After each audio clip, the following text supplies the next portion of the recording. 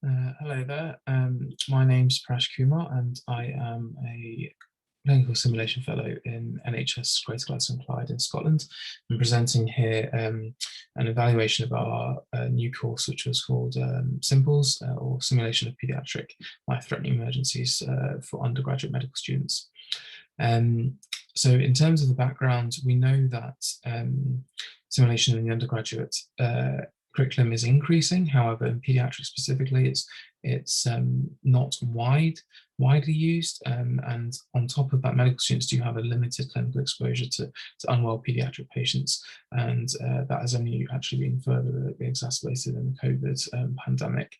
So we basically aimed to create and implement a multi-site simulation course for medical students in the west of Scotland for simulating some scenarios that they hadn't previously got experience to necessarily. So we designed a course that had 2 tutorials at the start of the day focused on AT assessment and fluid management and prescription, followed by 4 simulation scenarios consisting of wheeze, meningococcal sepsis, croup, and febrile seizure. Each scenario lasted about 10 minutes and was followed by a structured debrief using co-debriefing techniques, as well as a short 5-minute mini tutorial on the technical aspects of the management of the case. We evaluated the course using pre and post confidence scores on a 5-point Likert scale and 3 text qualitative feedback, on which we did thematic analysis on. So in terms of the results, as you can see, the blue graphs here are pre-course and the red are post-course. So across 11 domains, in terms of confidence in managing unwell patients, as well as the use of non-technical skills and specifically prescribing and IV fluids and medications, you can see that there was a statistically significant increase in self-reported confidence in medical students across all 11 domains. Furthermore, when we did thematic analysis on the qualitative data, we found 6 main themes. Firstly, knowledge acquisition, and most students felt that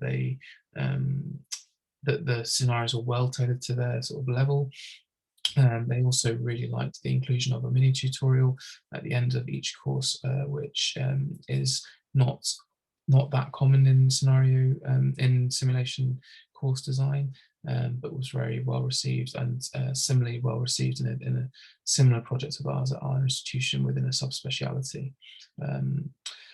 They also, another theme was the value of the debriefing, which was very good, and the fact that they were allowed to have honest and constructive feedback and non-judgmental discussions.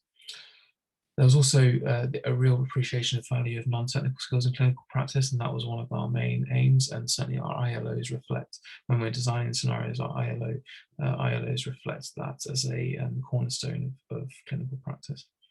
They also valued the faculty expertise, as well as another theme that emerged was the perceived value of repeated practice, and that many would have liked to have repeated the scenarios after the debrief.